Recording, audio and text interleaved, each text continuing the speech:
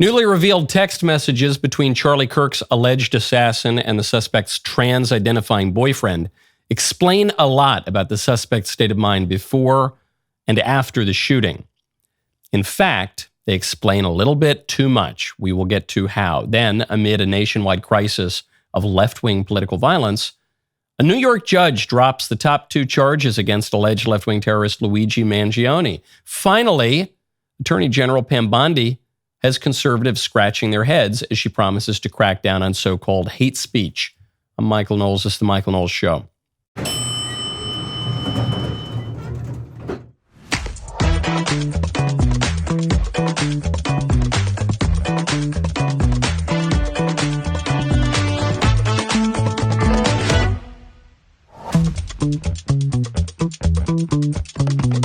Welcome back to the show. A number of you have been asking about something for the past few days, and I was not able to give an answer previously, but now I can. You know, I was out in Phoenix yesterday visiting our friends at TPUSA and filling in for Charlie's show. I think Charlie is going to have friends filling in for his show for the foreseeable future because he still has this big radio show, and they have to do the show. So the bright side of that is that Charlie had about 100 billion friends, like real friends, and so there will be people filling in for that, and it was great honor and privilege to be able to do it yesterday. While I was out there, I was able to get some clarity on something that a number of you have asked me about. Charlie and I were scheduled to speak together on campus at the University of Minneapolis this coming Monday, and so when Charlie was murdered, not my first thought, probably my 15th or 16th thought was, well, I guess the tour is canceled. I guess all of his speaking tour and his friends joining him on the tour and including my speech. And then I thought, well, actually, maybe it's not, because I sure know Charlie would not want to back down from anything, and I know TPUSA probably wouldn't want to back down. But anyway, I wanted to get guidance from them first. So I spoke yesterday with TPUSA, and they 100% want the speaking tour to go on. And I agree with that. I think that's totally right. The left wants to silence us, and we should not give them the satisfaction. Charlie certainly would not. TPUSA will not. And so Charlie's speaking tour will go on. And the first event now will be the event that Charlie and I were supposed to do together at the University of Minneapolis. That will be one day after his memorial service in Phoenix. And if you would like to come to that, you can go to Charlie's website, AmericanComebackTour.com. Obviously, we will have very serious security. You should reserve a ticket. You should plan to get there quite early to get in. But Charlie's tour will go on. So that will be the first stop since his assassination. I'm sure there will be more information to come from TPUSA on that, but I'll see you in Minneapolis next Monday. Okay, before we get to the new information about the assassin, I want to tell you about Birch Gold. Text Knowles to 989898. When inflation jumps, when you hear the national debt is over $37 trillion, do you ever think maybe now would be a good time to buy some gold? Well, whether as a hedge against inflation, peace of mind during global instability, or just for sensible diversification, Birch Gold Group believes every American should own physical gold. And so they created something special. Until September 30th, if you are a first-time gold buyer, Birch Gold is offering a rebate of up to $10,000 in free metals on qualifying purchases. To claim eligibility and start the process, request an info kit now. Just text Knowles, KNWLAS, to 989898. Plus, Birch Gold can help you roll an existing IRA or 401k into an IRA in gold, and you are still eligible for a rebate in free metals of up to $10,000. Join their tens of thousands of happy customers and make right now your first time to buy gold. Take advantage of a rebate up to $10,000 when you buy by September 30th. Text my name, Knowles, KNWLAS, to 989898. Do it by September 30th. Claim your eligibility today. Text Knowles, KNWLAS, to 989898. The Utah County District Attorney came out yesterday. In fact, I had just gotten to TPUSA when this press conference started, and so we were all just standing around watching it. The Utah County DA read texts between the alleged shooter and the shooter's trans-identifying boyfriend. Here in the DA's own words. On September 10th, 2025, the roommate received a text message from Robinson which said, "Drop what you're doing. Look under my keyboard." The roommate looked under the keyboard and found a note that stated, quote, "I had the opportunity to take out Charlie Kirk, and I'm going to take it." Police found a photograph of this note. The following text exchange, then took place. After reading the note, the roommate responded, "What? You're joking, right?" Robinson, "I am still okay, my love, but am stuck in Orem for a little while longer yet. Shouldn't be long until I can come home, but I gotta grab my rifle still. To be honest, I had hoped to keep this secret till I died of old age. I am sorry to involve you." Roommate, "You weren't the one who did it, right?" Robinson, I am. I'm sorry." Roommate, "I thought they caught the person."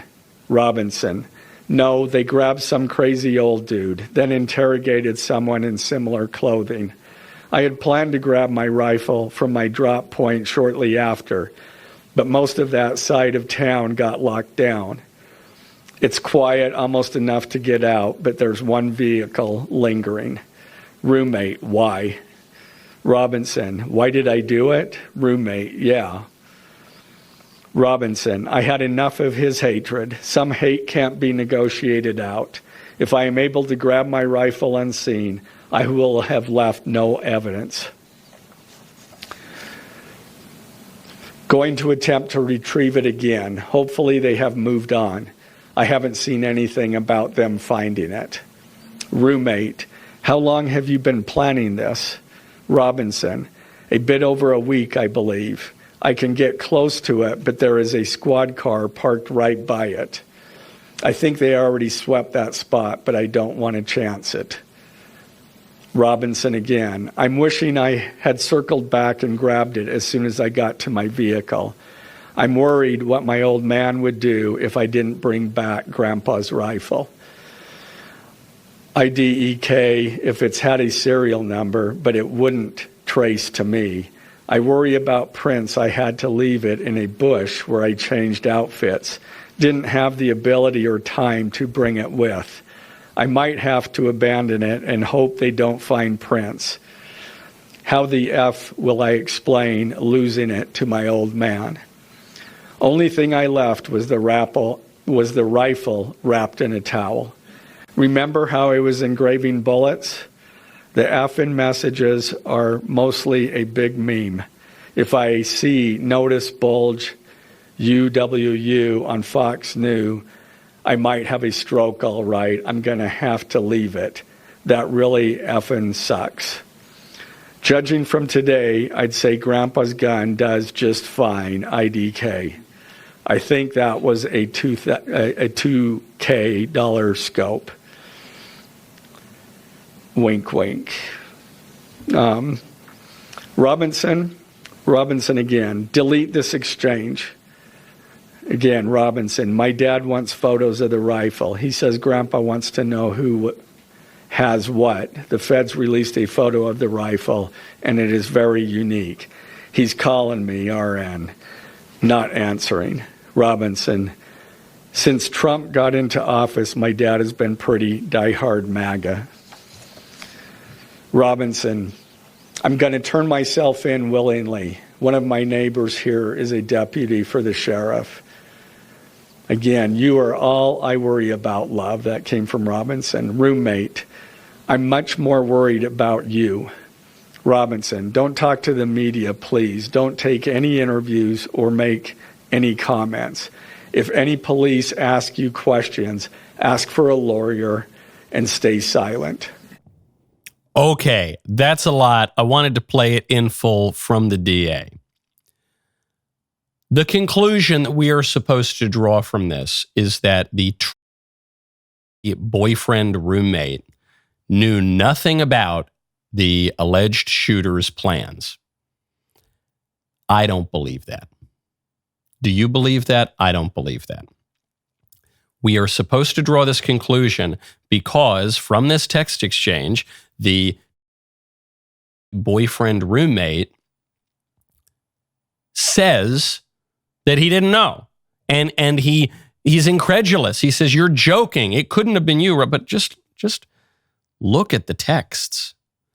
"You are joking, right? I am still okay, my love. Shouldn't be long until I can come home. I'm sorry to involve you. I wanted to keep this secret till I died of old age," followed by all of that. You weren't the one who did it, right? It reads like fiction, but it reads like bad fiction. Not only do I think these people are liars, I think they are bad liars. I think they're not intelligent liars.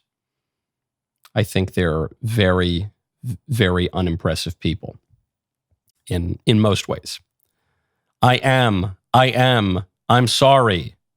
I thought they caught the person. No, they grabbed some crazy old dude. Look, maybe, I want to leave open the possibility, maybe this is real. These two people are obviously nuts and engage in all sorts of deviant behaviors and desires and disgusting ideologies. So could be, they're obviously total freaks. But I don't believe it. Why? Well, I thought I'd hidden all the evidence, but now I'm just going to lay out every single thing that supposedly happened in excruciating detail with a digital trace. A completely unerasable digital footprint that just coincidentally totally exonerates you and puts all the blame on me. Even though there is other digital evidence that's come out from the prosecutors that suggests that people had foreknowledge of this. Multiple people had foreknowledge of this attack. Even though there's other digital evidence that suggests that this guy and perhaps his trans furry boyfriend roommate were engaged in online communities of people inclined toward left-wing LGBT terror. Even though, no, it was just this guy and no one else knew anything about it. I will try to grab my rifle. I don't know what my old man would do. This is bad writing. There are a handful of people in America who might call their father their old man. Not even I. I'm pretty right-wing. I'm pretty conservative. I'm pretty fuddy-duddy. I own a lot of tweed and bow ties. Even I'm not going to say, I was talking to my old man today. It just reads like fiction. Just reads like a romantic narrative that they're trying to spin up to cover their tracks. I don't believe that for a second. My grandpa's rifle's pretty unique. Yeah, pretty unique. It's like the most generic hunting rifle you've ever seen in your entire life. It's pretty unique, but it's my uncle's rifle. I think it was a $2,000 scope. Yeah, maybe not. I'm only concerned about you. Delete this exchange. I'm so concerned that this exchange will be discovered. I'm going to lay out every element of the crime in excruciating detail, but make sure no one finds this. I don't buy it. I think that this was cooked up by these two to cover the tracks of the gay boyfriend, whatever. And I think there's more to the story than this. At the very least, though, I think we have to acknowledge this. This is a text exchange between these two people. I think we have to acknowledge all of the evidence, the overwhelming amount of evidence points to at least this guy having committed the crime. The fingerprints and the videos and the pictures and the alleged reported confessions and the everything says it was at least him. So the question is not, in my mind at least, is there good evidence that this guy did it? It seems to me he did it. The question is not, is this guy on the left or the right? Not many conservatives have boyfriend roommates. Not many conservatives write, catch this fascist. Not many conservatives write weird sexual furry memes on bullets. Not many right-wingers write Antifa songs from mid-century Italy. But on that point, if the boyfriend didn't know anything about the shooting, why would the alleged shooter bring up engraving the bullets as something that the boyfriend would know about? He says, you remember those engraved bullets? Hold on, I thought the boyfriend didn't know anything about it. What did he think? You were engraving bullets for your art project? I don't buy it for a second. I think the boyfriend knew. I think pretty clearly a number of people knew beforehand. So good. Get the guy, prosecute him to the absolute fullest extent of the law, no question. I want to see other prosecutions. I want to see other arrests. I want to see other prosecutions. I, at least, have seen more than enough evidence to point to a conspiracy, to point to LGBT crime and terrorism, to point to far left crime and terrorism. I want to see more arrests. Because if with the publicly released information you can see that, I have to imagine the investigators are seeing that too. Yeah. Throw the book at this guy. Throw the book at other people too. Okay. There's just when you think you have lost every ounce of respect that you had for the establishment media, they somehow manage to degrade themselves even further. Their reaction to this text exchange is nauseating. We'll get to that momentarily. First, I want to tell you about cowboy colostrum. Go to cowboycolostrum.com/Knowles. Bloating and gut discomfort are incredibly common issues that millions of people deal with daily. Even when following all the standard advice, eating slower, walking after meals, avoiding processed foods, sometimes you still feel awful. That is where cowboy colostrum comes in. This liquid gold is packed with proteins, natural growth factors, and antimicrobial peptides that enhance immune response, reduce inflammation, and repair your gut lining. Cowboy colostrum offers the highest quality bovine colostrum available, 100% made in America from 100% American grass-fed cows. They source from the first milking and only collect surplus after calves get their fill. Unlike other brands, they don't overprocess it, keeping it whole and full fat for maximum nutrient density. Simply add a 3-gram scoop of their delicious chocolate, Madagascar vanilla, or strawberry flavors to your coffee or your smoothie. As an added bonus, the natural growth factors and peptides in cowboy colostrum will make your hair and skin look amazing. I really, really love this stuff, as do everyone else at the Daily Wire. For a limited time, our listeners get up to 25% off their whole order. Go to cowboycolostrum.com/Knowles, KNWLAS. Use code Knowles, KNWLAS at checkout. That's 25% off when you use code Knowles, KNWLAS at cowboycolostrum.com/Knowles. After your purchase, you will be asked where you heard about them. Please support our show and tell them that we sent you. Here is how ABC News responded to the revelation of the texts between the suspect and his boyfriend.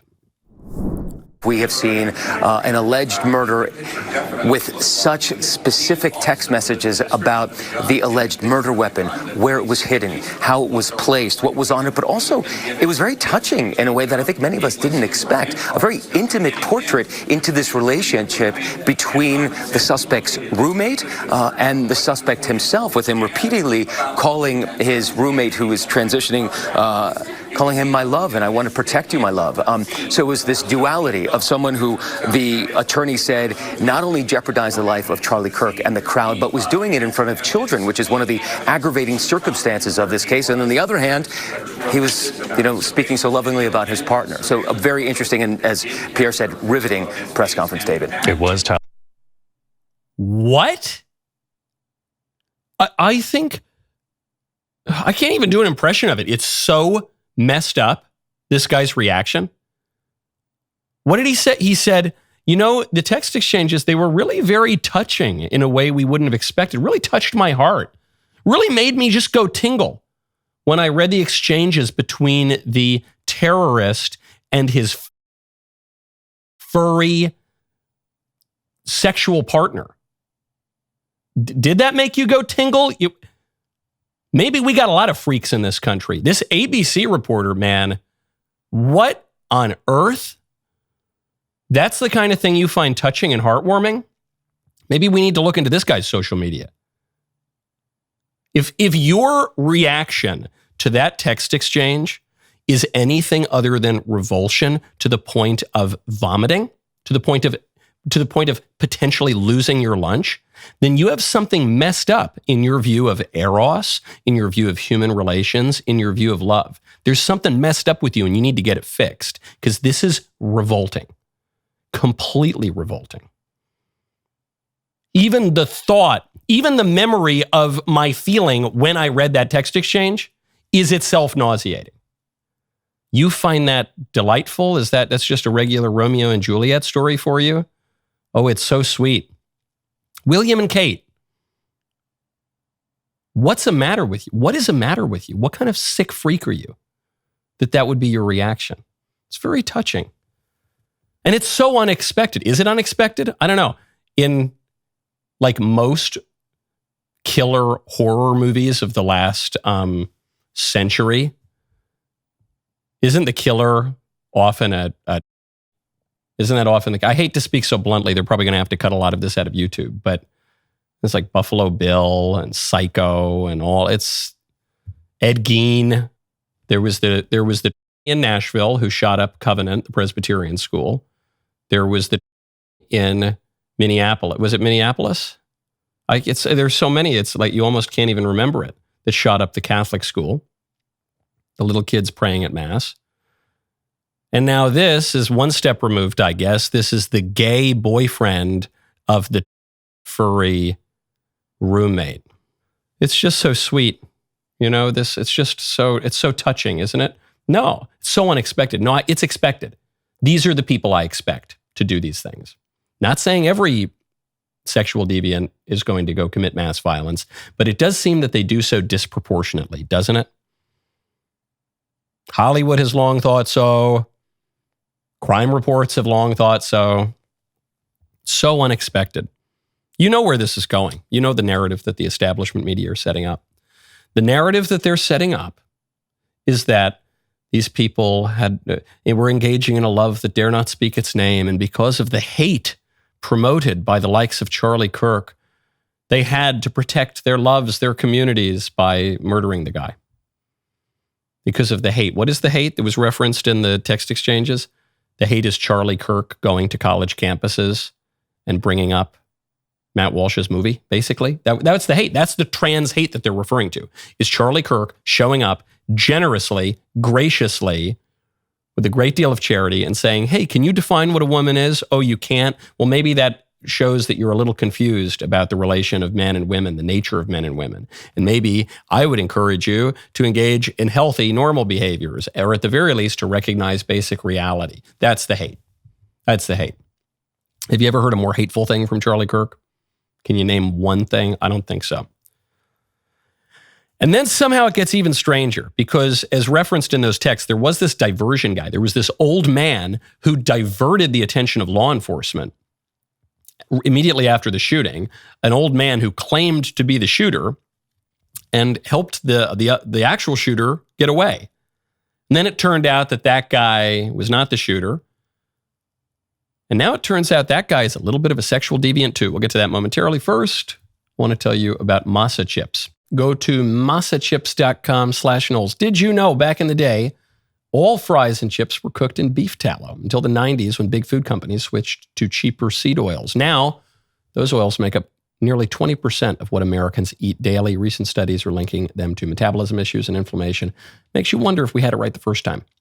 So Masa decided to do something about this whole seed oil problem. They went back to basics with just 3 ingredients: organic nixtamalized corn, sea salt, and 100% grass-fed beef tallow. No seed oils at all.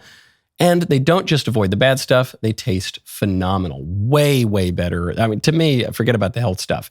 It is really about how delicious they are and how they are much, much better than any other chip you're going to have. Crunchier and sturdier than regular chips, so they will not break in your salsa and guacamole. I love them. They're the best chips I've ever had. Go to Masa Chips right now. They are beloved by tens of thousands of customers. They've been endorsed by industry-leading health and nutrition experts. Are you ready to give Masa a try? Go to masachips.com/Knowles, KNWLES. Use code Knowles for 25% off your first order. Masachips.com/Knowles, KNWLES. Code Knowles for 25% off your first order. This is where things are getting really, really weird. It was already quite weird, and they're getting really, really, really weird. The Diversion Guy. Do you remember the Diversion Guy? Here's a video of the Diversion Guy. Immediately after the shooting, the police are trying to figure out what's going on, who was involved, and they arrest this old man in a blue shirt.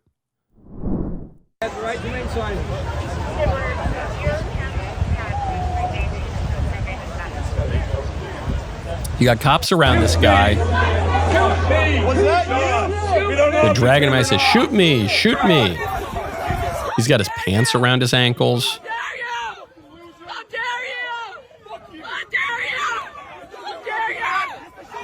So initially, people thought this was the shooter. I thought it was weird because he doesn't look like the kind of guy I would have expected to be the shooter. But that's what everyone thought at first. Then it turns out, all right, we've seen enough. Then it turns out he's not the shooter. He admits to officers that he was just trying to create a distraction so that the real shooter could get away. What? So then this raises another question. Did he know that there was going to be did he have foreknowledge? Even if he didn't, there were plenty of Charlie's enemies who showed up to these speeches. His first reaction after seeing Charlie Kirk murdered was to create a diversion. That's some pretty quick thinking. That's pretty strange. And then it gets even stranger because he admits to the authorities that he was trying to obstruct justice. So he's got that charge on him. The cops start looking through his phone. And what do they find on his phone? You guessed it. Child sexual abuse material. So the diversion guy is a pedo. The diversion guy was there in the first place and at the very least thought quickly to make a diversion to try to let the shooter get away. Then the shooter is apprehended anyway, but these texts are discovered between the shooter and the boyfriend that seem to exonerate the boyfriend. And it would appear to me that the thrust from the messages is this was the only guy involved. And once again, all of the evidence that I'm seeing tells me not to believe that. The discord, the radical left-wing groups, the radical LGBT groups. Maybe it's just a coincidence, but this sexual deviant who was a decoy. Maybe not an intentional decoy, but he ended up acting as a decoy. There is much, much more to this story than we've learned so far, as I'm sure the investigators know. Okay, on top of this, you have left-wing terrorism in basically its purest form. Terrorism, which is the targeting of civilians to advance political ends. You have the Charlie Kirk assassination, which is terrorism as purely as I can see it. Then this follows the Luigi Mangione left-wing terror. This is a guy who, for ideological reasons, murdered a healthcare CEO in New York City. Right in Midtown Manhattan. Coincidentally, I was staying a few blocks away when it happened that morning. Murders him for ideological reasons. This wasn't a crime of passion. It was premeditated. It wasn't because he had a personal grudge against this guy. It was premeditated because he had a grudge against healthcare workers generally for political, ideological reasons. It was a clear example of left-wing violence, cheered on by many people explicitly on the left. And a judge yesterday, amid all of this, amid the clearest left-wing terror attack we've faced in our country's history, at least in 60 years, a judge in New York dismisses the top two charges against Luigi Mangione, the charges relating to terrorism. Dismissed murder in the first degree in furtherance of an act of terrorism, dismissed murder in the second degree as a crime of terrorism. Mangione still faces a count of second degree murder. Second degree murder, what? Could result in 25 years to life, though potentially with parole, so he could get off much, much sooner. He's a young man. And there is a separate federal death penalty prosecution, which is always hard. According to the judge, there was no evidence presented of a desire to terrorize the public, inspire widespread fear, engage in a broader campaign of violence, or to conspire with organized terrorist groups. Here's how the crowd reacted outside the courtroom. The people united will never be defeated. The people united will never be defeated. The people united will never be defeated. Judge Pedo. So you can see for the people who are only listening right now, you see them wearing Luigi hats from Mario and Luigi. There's a sign in the background inveighing against fascists, quote unquote, naming Seb Gorka, who's Trump's counterterror director, and Pam Bondi, the attorney general. So it would seem to me that the reaction of the crowd is the proof that the judge made the wrong decision, because Luigi Mangione's crime obviously has inspired ideological terrorism, the targeting of civilians. You're going to see two names right there, Pam Bondi and Seb Gorka. Civilians in the furtherance of a political agenda. If that's not terrorism, what is? Does anyone seriously think Luigi Mangione killed the healthcare CEO whom he had never met before, who he didn't know from Adam, because he just didn't like the cut of his jib? Does anyone seriously think it was a crime of passion, this obviously premeditated murder? It was terrorism. And the judge in New York says, no, it wasn't. And what this furthers is the issue that we've been talking about the past few days. I mentioned it on Charlie's show yesterday. The authorities will not count left-wing terrorism as terrorism. That's how you get these numbers that joker, Seth Moulton, the Democrat congressman, rushed to CNN to proclaim. He said 3/4 of political extremist violence in America is from the right, not from the left. I said, is that true? It doesn't seem true. BLM killed dozens of people and keep shooting everybody, and Luigi, and then I even thought, just in my personal experience, Antifa showed up to blow up an event that I spoke at on transgenderism, actually at the University of Pittsburgh, and seriously injured a police officer. There was the trans shooting here in Nashville, and I just looked into some of these events. I realized they didn't count them as left-wing terrorism or left-wing extremism or left-wing anything. They would say, oh, no, it was actually more obstruction of justice. Oh, it was just someone seeking fame. Oh, so that's how you get those numbers. They just don't count them.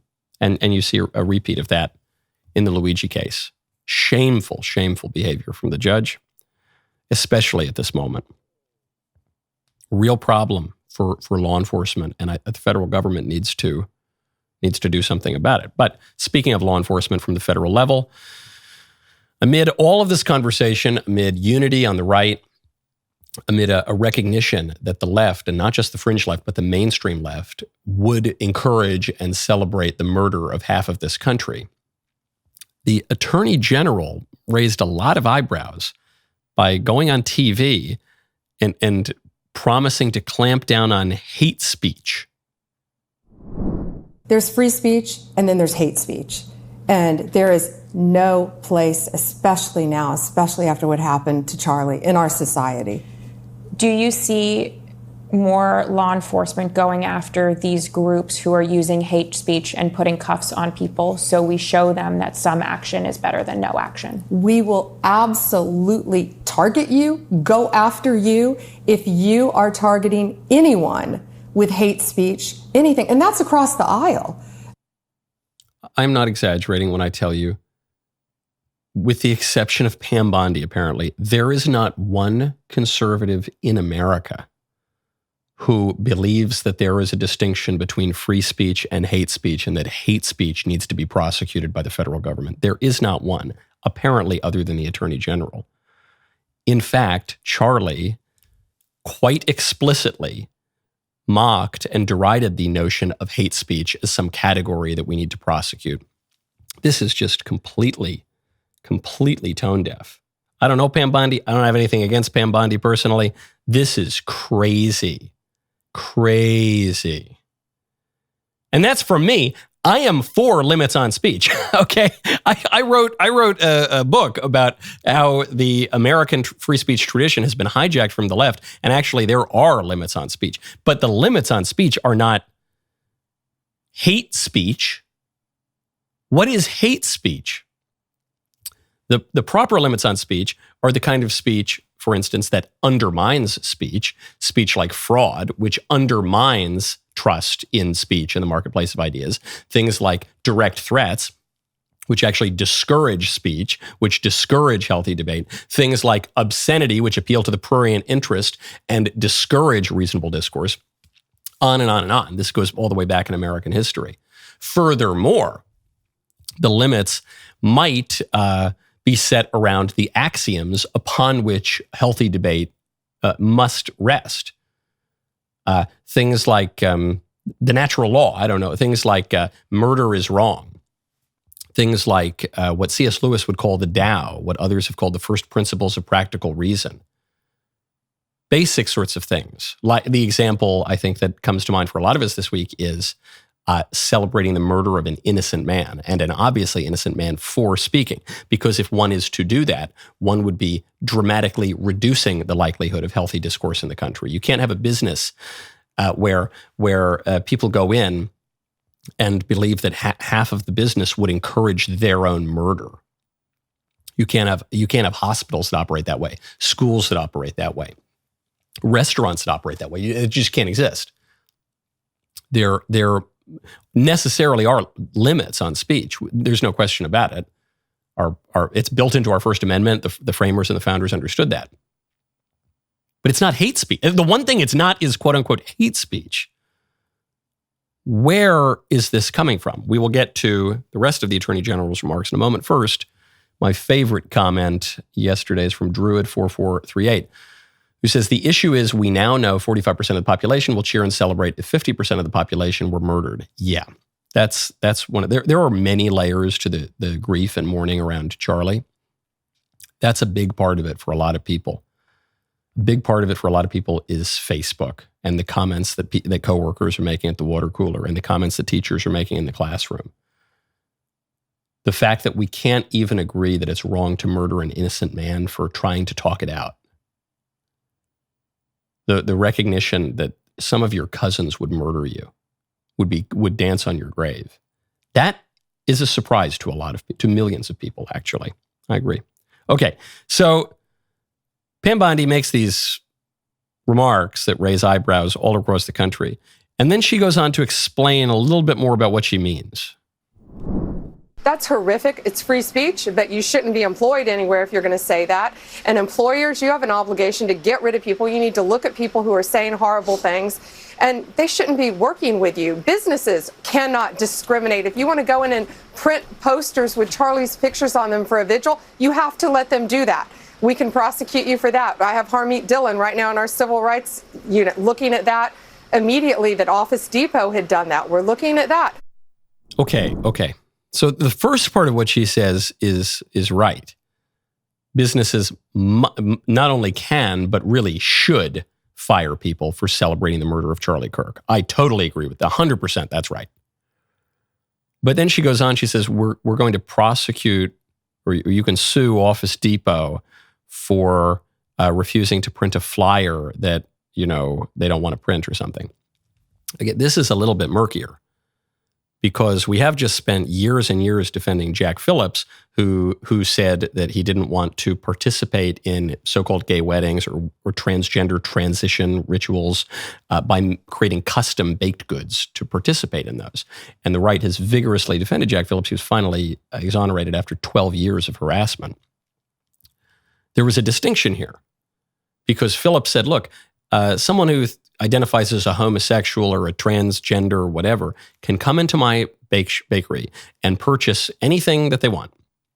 And I'm not going to refuse service, and I'm not allowed to refuse service, but I wouldn't want to even if I were. However, what they cannot do is compel me to use my artistic skill to participate in something that I find morally objectionable. You see the distinction? In the case of Jack Phillips, it's basically, you can buy the pre-made cake, but I'm not making you a custom cake to celebrate the thing that I find immoral. And that is immoral, in fact. Here, it's a little less clear. If you're just talking about printing something, you go up to the printer and you print something, it's not clear to me that the federal government has the right to prosecute, or that plaintiffs have the right to sue if Office Depot doesn't want to do that. Maybe, I'm not totally, but certainly if it were a client going to a print shop and saying, I need you to design me some kind of poster that I want, that the design shop finds morally objectionable, now you're completely undercutting the right-wing argument on religious liberty that we've had for over a decade now. She's really confused. She's right about employers firing people for celebrating the murder of Charlie Kirk. She's right about that, but it's just so imprecise. The whole day was really unhelpful, these sorts of comments. And they've since walked them back, and they said, no, we're not going to go after hate speech. Okay, but it's just tone deaf. And I don't mean to beat up on the Attorney General too much. It's a tough job, whatever. We cannot afford to be imprecise right now. We cannot afford to be tone deaf right now. This is a major national trauma with very, very clear political lines, with very, very high political stakes. And what we do now and what we do tomorrow and the tone that we set and the concrete actions that we begin to take and the arguments that we make right now matter tremendously, and they are going to shape our political order for decades to come. And we can't be making these kinds of mistakes. So we need to figure it out, get on the same page, be precise, be unified, and move forward together. The toleration that we would have for these kinds of political fumbles, unforced errors that we might have had 3 weeks ago, 4 weeks ago, we cannot tolerate those things anymore. Okay? Got to get it together. We need consequences. This is the thing that the Attorney General said that's totally right. There need to be consequences from employers as well as from schools. There's a young man at Texas State who, during a vigil for Charlie Kirk, a memorial service, decided to mock him and his assassination.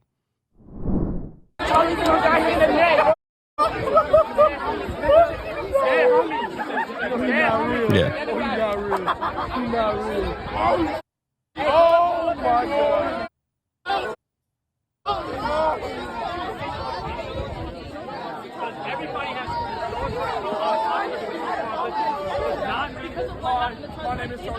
For those just listening, he not only mocks Charlie's being shot, he climbs up onto a statue at this vigil and mocks it, acts it out up there. I'm very, very pleased to report that Texas State has said that he has been expelled from the school. This from the Texas State president, Dr. Kelly Damphouse. Follow up to a message I sent earlier. The university has identified the student in the disturbing video. I will not tolerate behavior that mocks, trivializes, or promotes violence on our campuses. It is antithetical to our Texas State values. Very good. The individual is no longer a student at Texas State. Federal law prevents the university from commenting further on individual student conduct matters. Okay, good. I'm really glad to see this, and I'm glad to see this explanation. This is really precise. The president says, I will not tolerate behavior that mocks, trivializes, or promotes violence on our campuses, because universities are supposed to be places for the exchange of ideas, sure, in pursuit of the discovery of truth. They're places for they're not even just places for the exchange of ideas. That's a mistake that some people make too. That's not primarily what the university is for. That's not ultimately what the university is for. The university is ultimately for the promotion of truth. And one way that we arrive at truth in some universities is the open exchange of ideas. However you think of it, what this student did totally undercuts that. So he's got to go. From a basic level, if you watch that video for 3 seconds, you realize that this guy is a savage. This guy has absolutely no business being at a university. It is a national disgrace that a university would have admitted him. Something tells me the warning signs were there. Something tells me this is not exactly a Rhodes Scholar, okay? Something tells me he wasn't valedictorian and president of the student body. This guy is a savage. He is a barbarian. He can do things in life. There are places for him in society, not polite society, not really public society, but he can do things. There are things for him to do. Going to college is not one of those things. And really anyone who encouraged this kid as a senior in high school to go to a university or college is culpable in my view. It's not for him. Anyone who engages in this kind of behavior should be expelled. They can go do something else in life. Anyone who engages in this kind of behavior should be fired certainly from public-facing businesses involving education and service and healthcare. Anyone who engages in this kind of behavior should be deplatformed. There is no hypocrisy here in any way. You'll see some people on the left, very ignorant people on the left, say, well, this is the right turning on free speech. This is the right changing its tune on free speech. I have not changed my tune on free speech one little bit. And serious people on the right are not changing their tune on free speech one little bit. Free marketplace, all marketplaces require rules, and all liberty requires order. And all society requires responsibility and duties and consequences. There are prominent left-wing streamers. I talked about them yesterday. One guy who calls himself Destiny, his name is Stephen Bonnell, and then another guy, Hassan Piker. These are pretty prominent left-wing streamers who have encouraged violence repeatedly against conservatives. They should be fully deplatformed from social media. Fully deplatformed. Stephen Bonnell, I believe, was some time ago deplatformed from Twitch. That's fine. That's a good start. He should be deplatformed from X. He should be deplatformed from Meta. He should be deplatformed from Instagram and Facebook, as should Hassan Piker. They should be fully deplatformed from the public square. They have no business being in the public square. Their presence there undermines the public square and the exchange of ideas. That is not authoritarian. That is not contrary to the American tradition of free speech. That is a defense of the free exchange of ideas, because their presence there undercuts all of those things. And conservatives need to get with the program and need to pull themselves out of utopian, false ideologies and get back to the reality of politics and the reality of the American tradition and the reality of what free speech has meant for the periods during which our country has flourished. But this is an easy test. This is not pie in the sky. This is not dime store philosophy. Here's an easy test. Are you serious about defending the robust exchange of ideas? Are you serious about political reform in the wake of the assassination of Charlie Kirk and the widespread left-wing celebration of that assassination? Are you serious? Then deplatform Stephen Bonnell from everything. Deplatform Hassan Piker from everything. Simple as. And big tech platforms that will not do that, it seems to me, are quite clearly not serious about it. Okay, we will be chatting a little more in the member room segmentum. The rest of the show continues now. You do not want to miss it. See you in the member block.